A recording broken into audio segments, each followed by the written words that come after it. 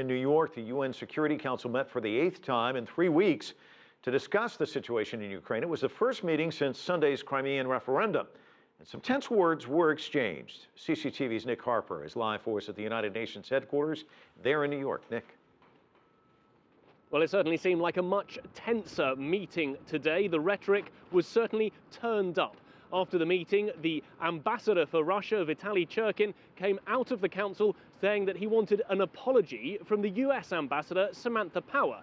She had said that Russia's actions made Russia a thief, and Churkin had compared her remarks to that of the tabloid press. Another meeting for the United Nations Security Council and another opportunity to air views.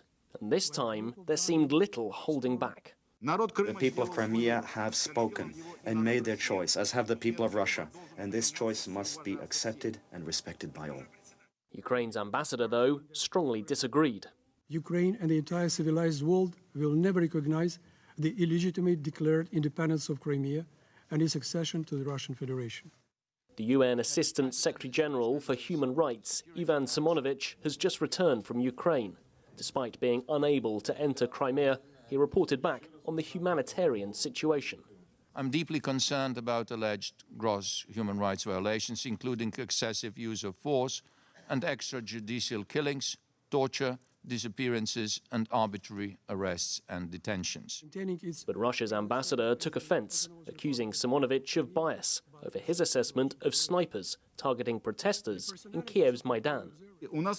We are puzzled by Mr. Simonovich's one-sided assessment of the situation in the field of human rights in Ukraine.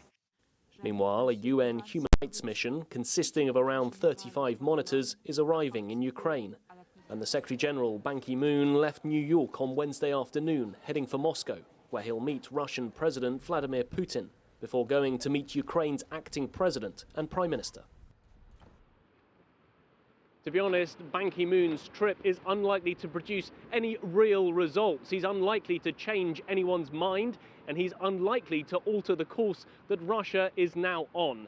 In many ways, the only thing that he can do is talk. As the Assistant Deputy Secretary General for the United Nations said today, the primary diplomatic tool of the UN is dialogue. Nick Harper live for us in New York this evening. Thanks so much.